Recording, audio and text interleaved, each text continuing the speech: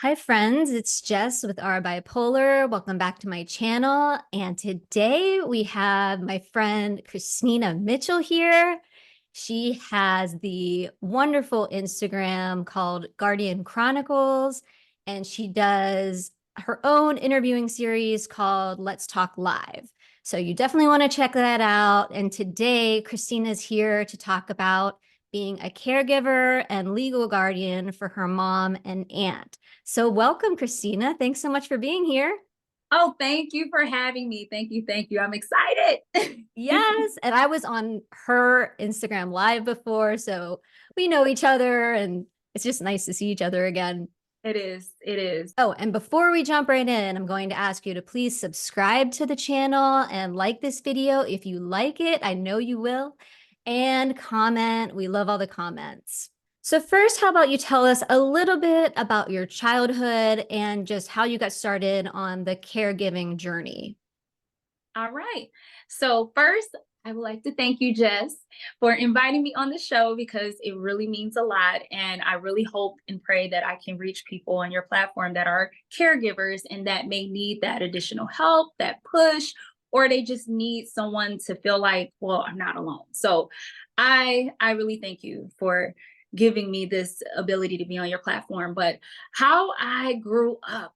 All right. So as an adolescent, my grandparents took care of me.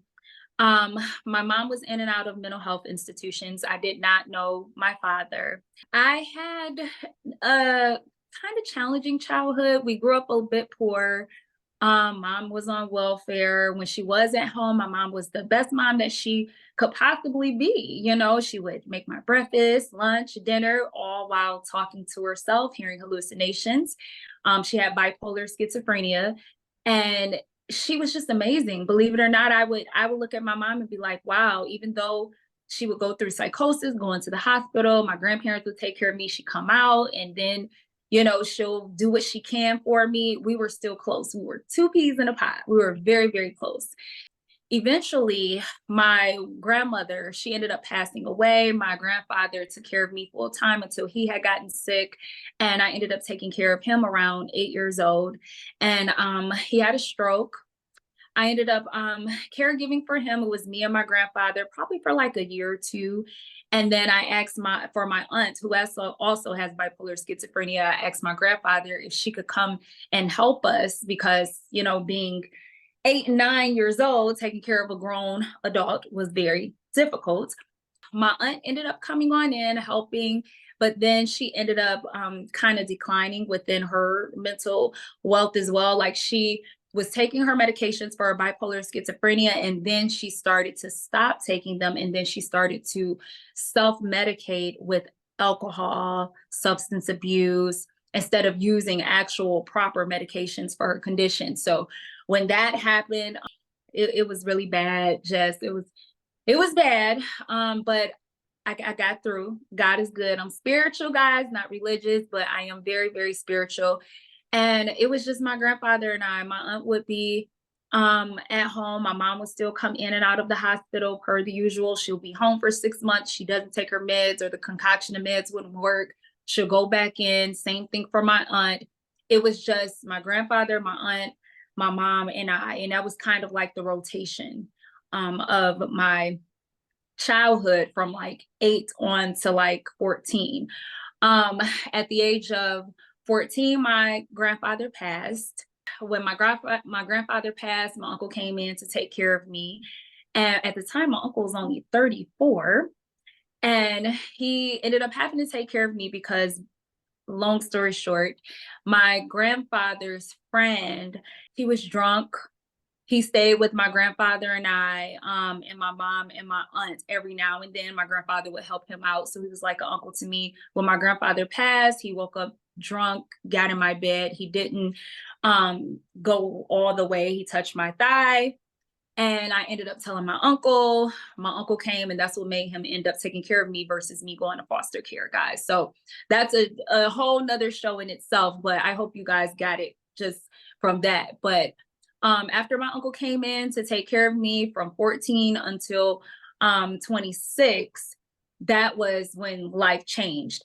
When I went into the caregiving for my mom and aunt, just to piggyback a little bit more, I was caregiving for my mom, my aunt, and my grandfather from 8 on down because their medications was going up and down. I had to make sure that they took them. I had to make sure, unfortunately, during those times, we would have to call the police when they would have psych episodes. I would have to do that from 8, 9, 10, 11, 12, all the way to adulthood. So my caregiving journey stemmed from being an adolescent all the way to adulthood. I started being more hands-on with my mom. I would say around the age of 18, like between 17 and 19, I'll say that. That's when my mom was living in the mental health institution called, I think it's Northville Hospital in Michigan, and it's no longer there. They tore it down and everything, but it was one of those facilities where a person that has schizophrenia would typically go, and you can stay there long term, short term, things like that. And that's what my mom was doing, my mom and my aunt. And when she was released from that hospital and didn't have anywhere to go, she was placed inside of a nursing home and multiple homes since then. And that's when I started to get really hands on with my mom because I was curious. I wanted to pay attention to who was taking care of her. Was she okay? Making sure she wasn't being hurt. Over the years, Jess, I would write her when she would go into hospitals and stuff. My uncle would take me to see her, but it wasn't enough. So that's where the beginning of my caregiving journey started. Okay. Well, wow. Yes. You've taken care of a lot of people at a very young age. And wow, it's quite a story. And my heart goes out to you, especially, to the child that you were. Now you're talking about being a caregiver, and what can you describe what the difference is becoming a legal guardian and why you wanted to do that for your mom and your aunt? Oh, and first of all, too, I just want to say she was talking Mhm, about them having bipolar schizophrenia, and another term mhm. for that would be schizoaffective. You might have heard that too. Okay, Yes. sorry, go ahead. Yeah.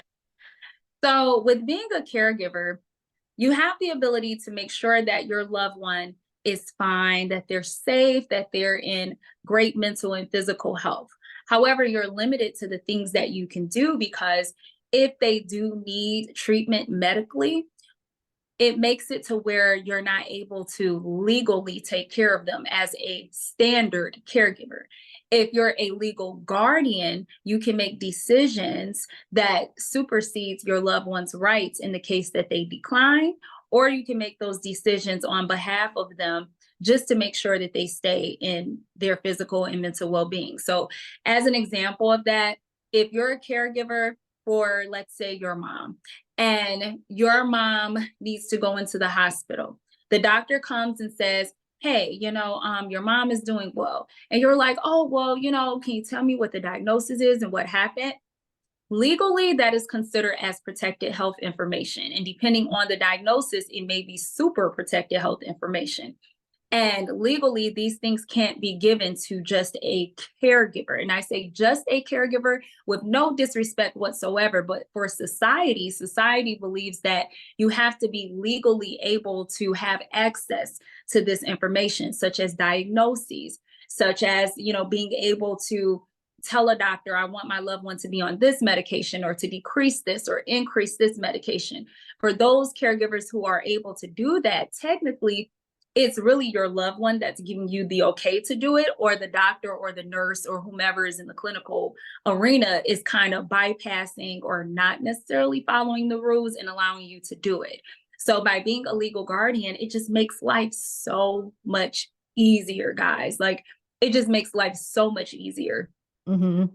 It makes it to where you can actually go in, speak with the doctor for your mom, as an example, and say, hey, my mom's refusing medications. She got off of them. You know what? Let's put her on an injection. So that way she's mentally well, she's physically well, she's not harming herself, she's not harming other people.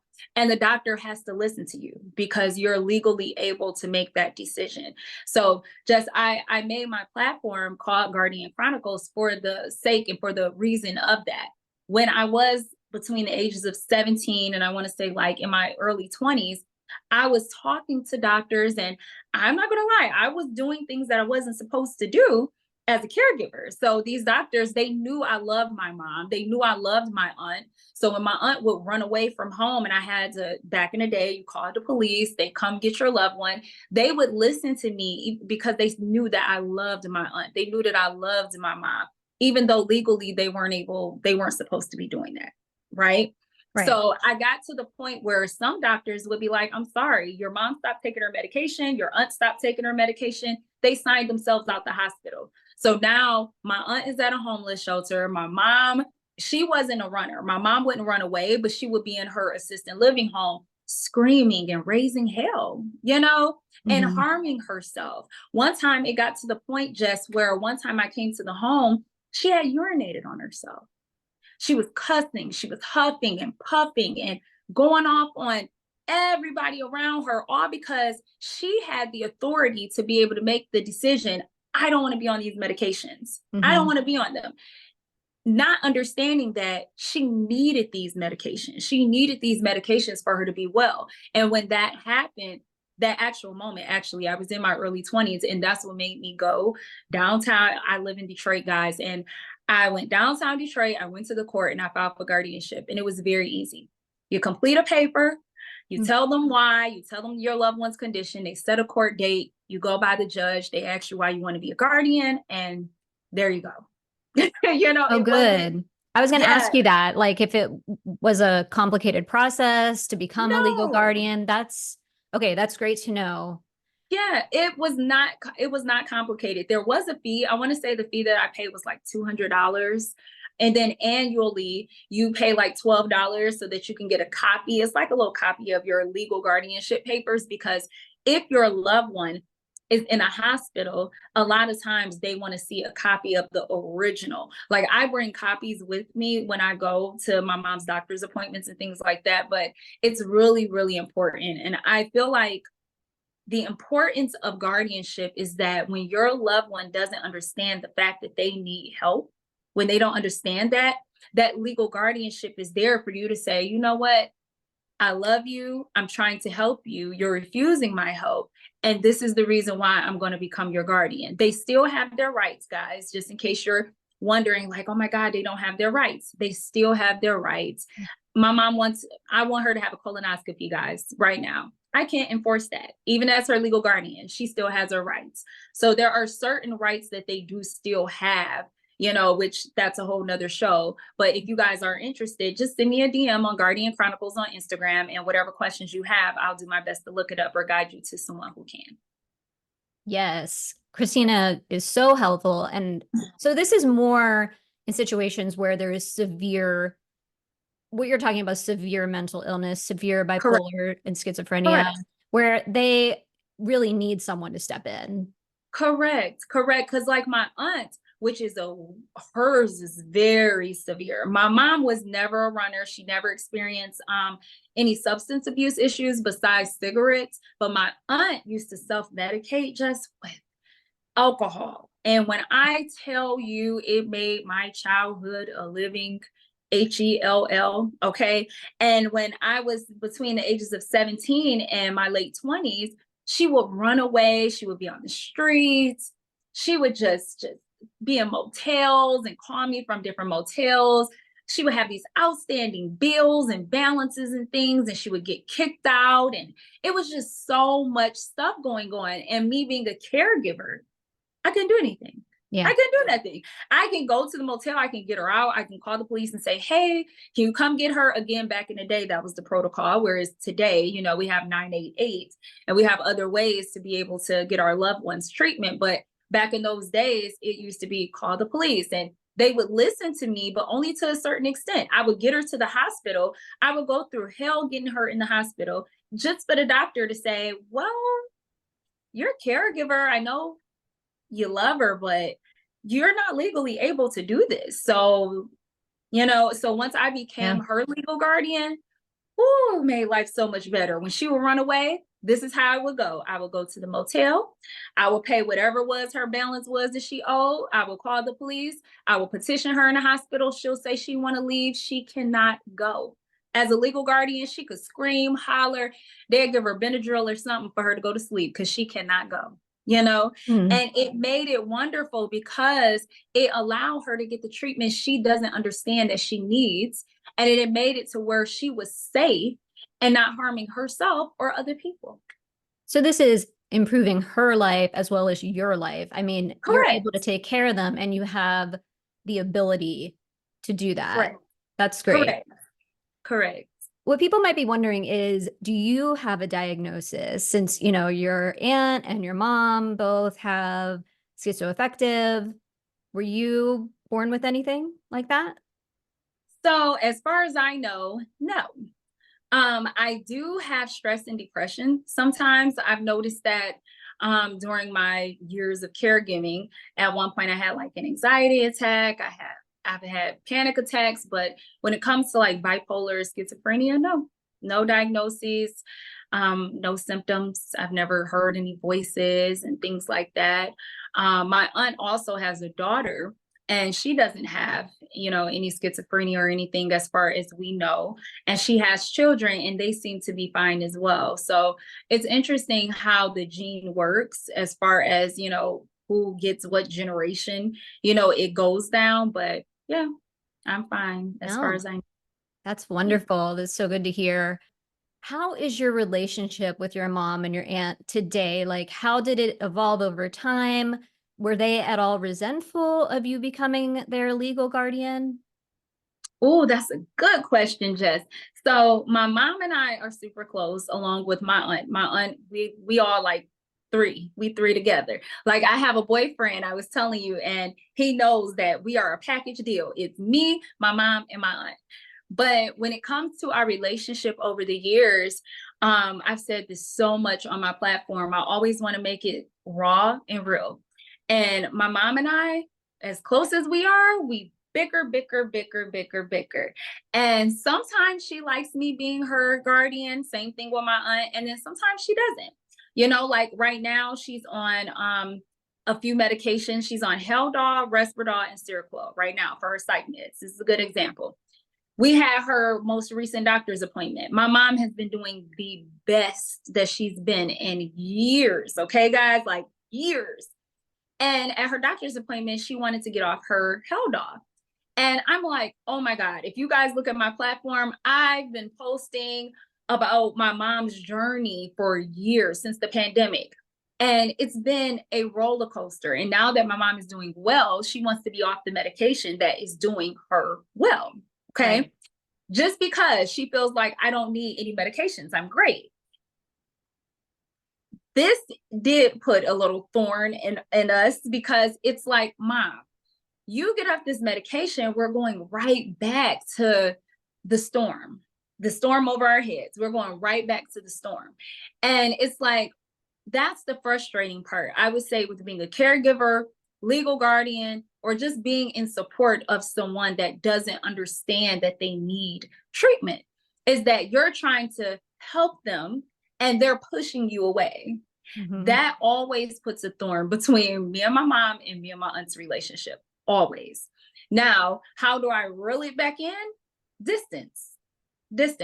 So at that doctor's appointment, I'm like, Ma, listen, what are the reasons as to why you want to be off the medications? If you were off this medication, what would you take in place? So I do ask her, are there any symptoms you're having? Even though I know typically my mom just wants to get off her meds, I always think to myself, what if it is something that's bothering her about the meds? So I always ask her, Mhm.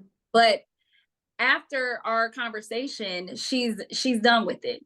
Next day, I said, you know what? I'm going to give you some distance, Mom. I love you, but she hurt my feelings, and it's like I'm going through, and as a caregiver, you do this a lot. You're constantly giving, and it's very thankless. It's a thankless position, and you're constantly having someone do this, push you away. Mhm. Very rarely do you get a loved one that's actually like, you know what? I thank you for everything that you do. Every now and then, my mom will say that. Every now and then. I know she appreciates me, but she doesn't always do the best way, like verbally, of saying that. Verbally, no. Actions wise, yes. My mom loves giving me hugs and she's very sweet, but it can be very challenging between her and my aunt. and maintaining our aunt niece relationship and the mom and daughter relationship, having to differentiate that as well. That's a whole nother thing. Speaking of our relationship, I always have to, now that my mom is doing well, it's mom and daughter. When my mom isn't doing well, it's mom, daughter, but daughter slash caregiver, So Right. I have to know when to, oh, mom is doing well now. So mom can be my mom right now. It's not, me caregiving for her. So it's a differentiation in knowing when and when not. Right. Like when to step in and more be the caregiver, when to Yes, just be the daughter. And I'm sure that's difficult at times. And you it talked is. a little bit about how this can be a thankless job, and It can. you do get validation, like the actions speak louder than words, They and do. the hugs. And like, what are some other positives of being a caregiver? Because I know it can be really stressful. You know what's the ultimate positive of being a caregiver? Getting your loved one back. So Hmm. getting my mom back.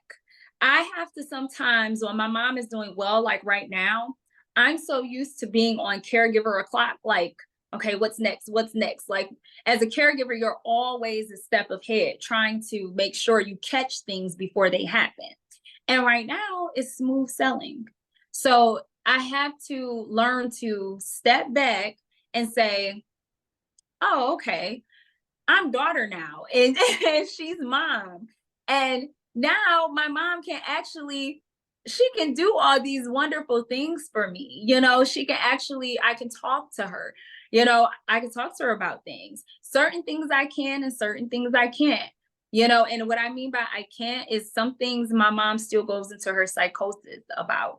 If I talk to her like about relationships with a guy that I'm dating now, for some reason my mom really really likes him. My mom really, a lot of times she don't like men that I date. Surprisingly, she does.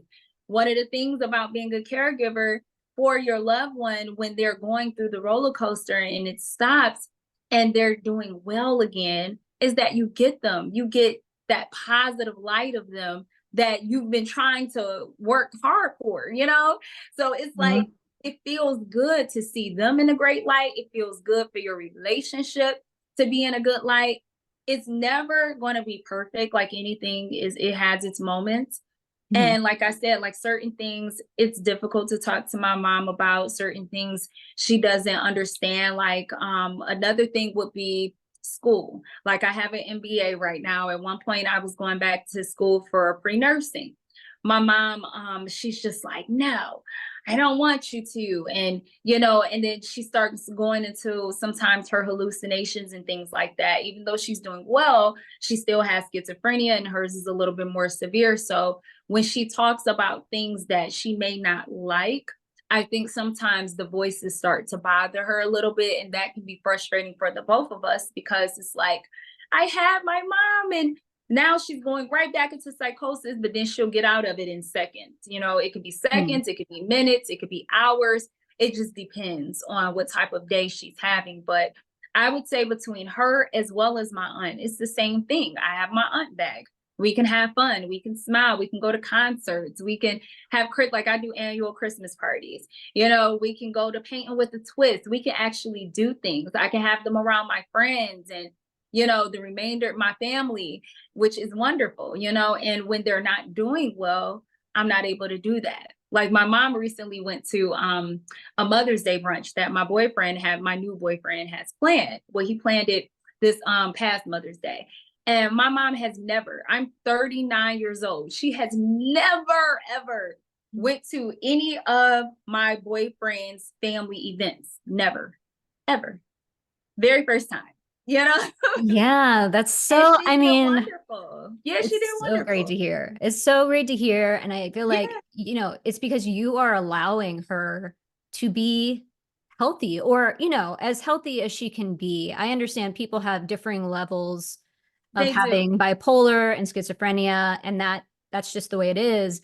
But Yeah, you are giving her so much, such a better life. And you're giving yourself a better life and being able to take care of someone who is on their meds and, trying to live as symptom free as possible. So I Right. think But that's so she's cool. also doing the work too. A Yeah. lot of times we don't talk about our loved ones, and them doing the work, because no matter what condition you have, mentally or physically, taking medications, they can be very hard on your body, on your mind, Mhm. on your physically, the side effects, that they can have. And I always tell my mom, I'm like, Mom, oh, I'm so proud of you. You go, girl. You're doing so amazing. Like, I think it's important as caregivers that we do tell our loved ones, thank you so much for doing that. I know you don't want to be on this medication. I appreciate you for being on this medication. I think it's good that we do that positive reinforcement the same way that you would do with a friend, a partner, your own children.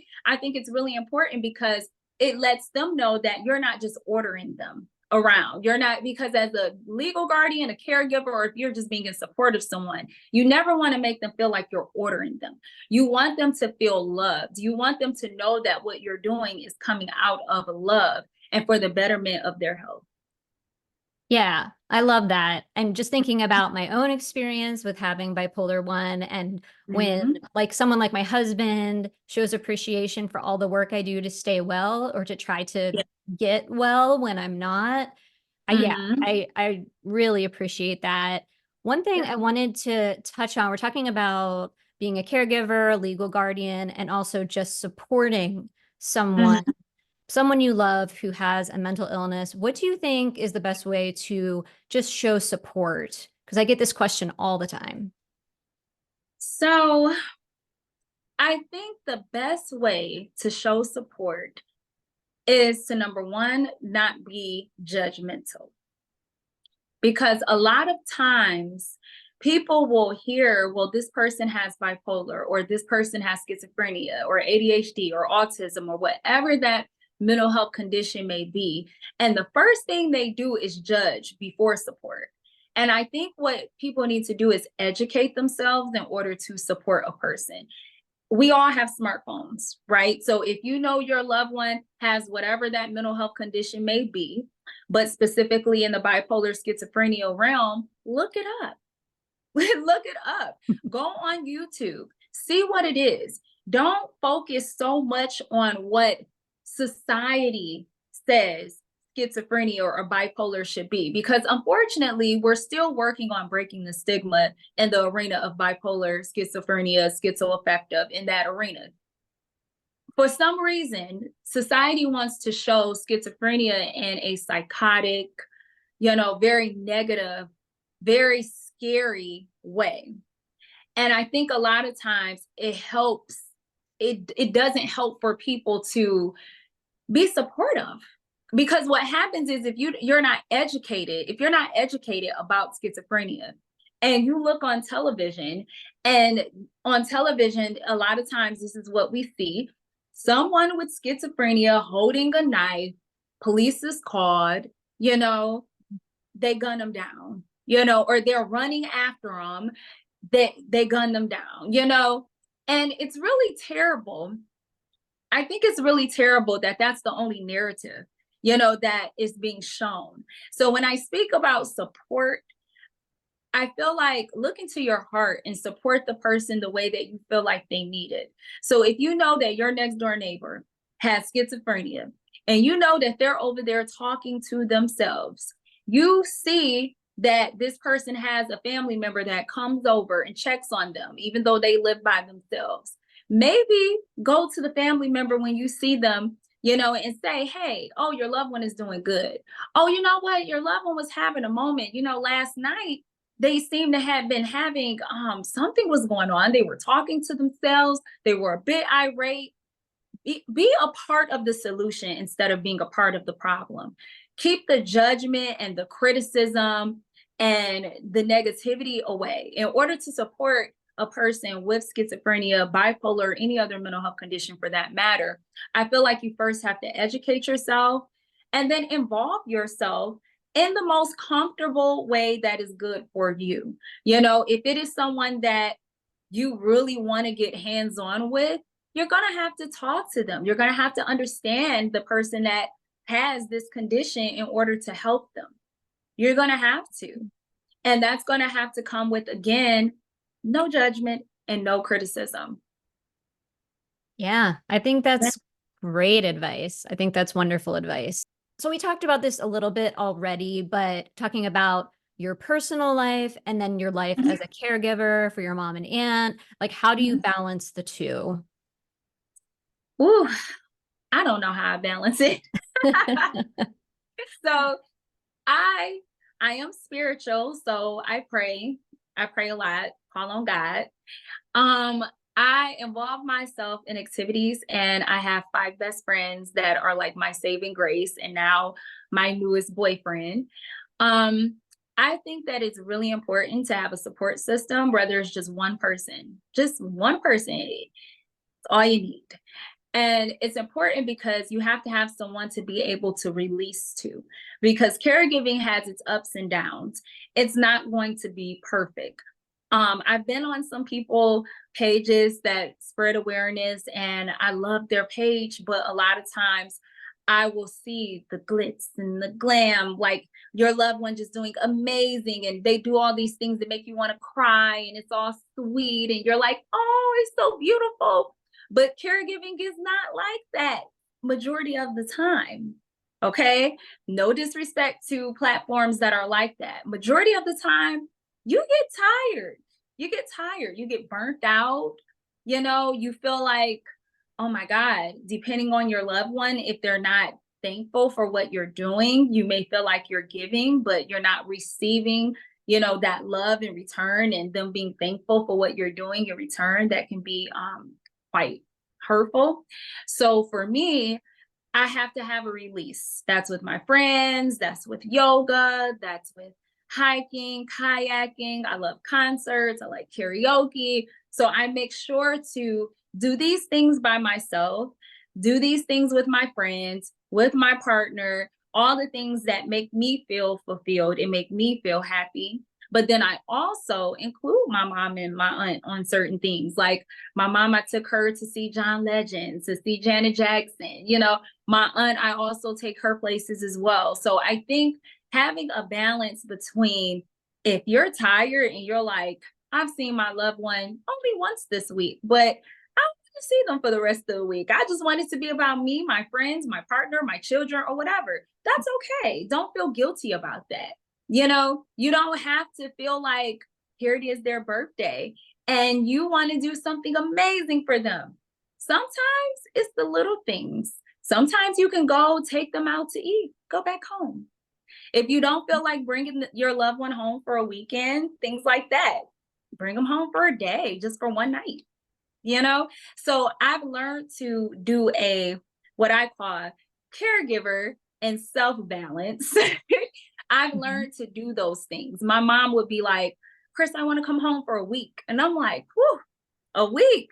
That's a long time for me because, without your mom having a diagnosis at all, when you bring your parent home, just period, you love them, but they drive you caboodles at the same time. So take the diagnosis out of it.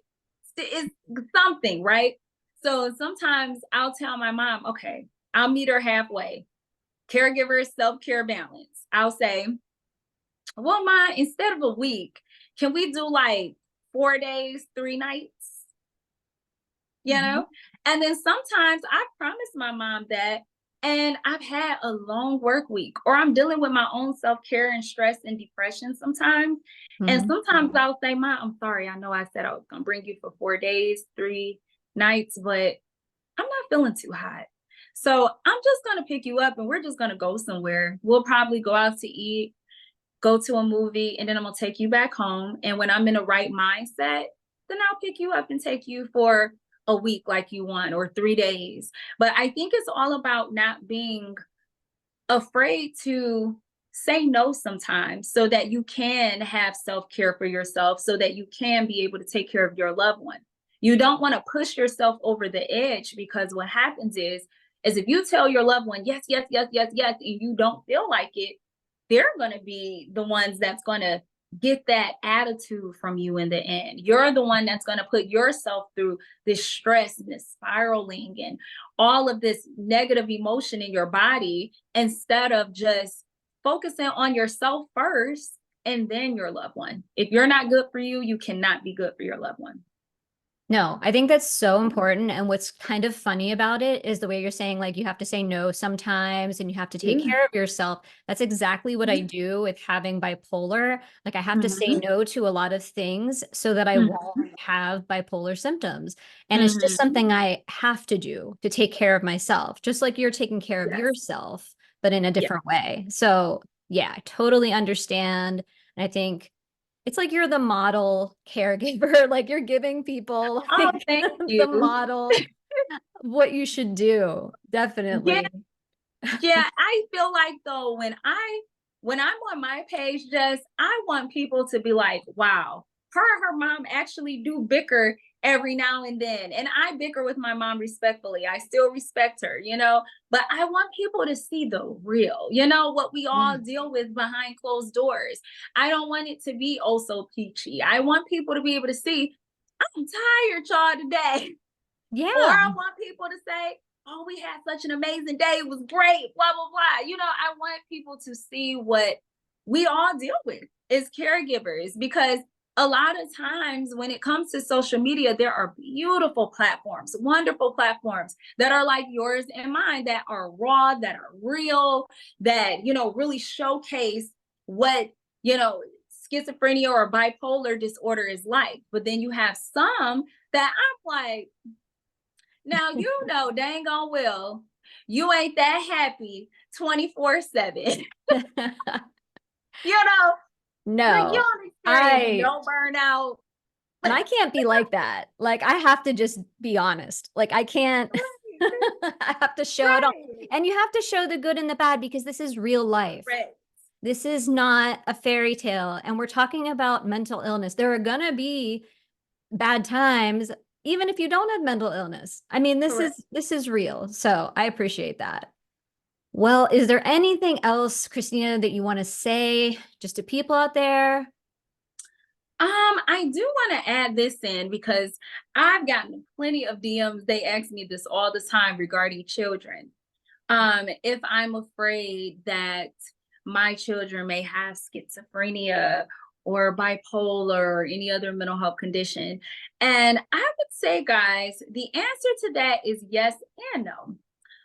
If my child did have schizophrenia or any other mental health condition, I'm human. So I am going to feel like, okay, this is a journey that for whatever reason the universe gave me, and this is going to be my deck of cards, and I'm going to love my baby the same, right? But it is a worry because I don't want my child to have to go through any of the things that my mom and my aunt went through. Mhm. So that's more so the fear. You don't want your child to have to experience, the medications, any hospitalizations, all that, you just don't wish that on anyone, Yes, those who may have the condition are super intelligent and super amazing. However, life isn't always fair to everyone with those conditions, and you really have to bust your ass to get people to respect you and to really go after the things that you need to go after, and you really got to just work super hard. So well, do I say I worry about it? I do. I do. Is it going to get in the way of me not having a child? No, it's not. I actually, with my boyfriend now, we've been talking about it, marriage and children and things like that. And he was telling me, like, babe, even if our child did have special needs, I would be okay with it. And I'm like, me too. I would as well. But I'm not going to sit here and lie and say, oh, I would love to have a child that has. No, I would not, because I wouldn't want to see my child suffer. That's the thing. I wouldn't want them to suffer. But at the same time, if they were to have that condition, I would love them to the end all of be all, and I would fight for them. They wouldn't even have to fight for themselves. And you would you have the know? knowledge. You have so much knowledge from taking care of your mom and your aunt that you Yeah. could help them in ways that someone who didn't have that knowledge could never do. And as you're talking, like my life was flashing before my eyes, just like thinking about growing up and ending up having bipolar disorder, which I Yeah. never thought would happen. Mhm. And yeah, so, but I agree with you completely. I have the same exact views on having children as you. Yes. So, And Jess, you're amazing. That's why I reached out to you because I was like, oh my God, she has bipolar and she is the example of what I want to put out here for everyone to see. You're absolutely wonderful. You're driven, you're ambitious, you have your own, you have a beautiful family. Like you represent that greatness that I wish society would pay more attention to. And it's platforms like yours and like mine that if we just keep working hard and we just keep at it, eventually people will see that. well, Yeah. that's the dream. That's what we're working for, right? I'm Yeah. not gonna cry. I'm just gonna but I I loved having you on the channel. We have to do more together. Yeah. And everybody go find Christina over on Instagram at Guardian Chronicles and check out her Let's Talk Live interviews. She has a ton of them. And I hope to be on Let's Talk Live again soon. That would be Oh, you fun. will. I will. I will. Well, thank you so much for watching this video, and I'll see you in the next one. Bye.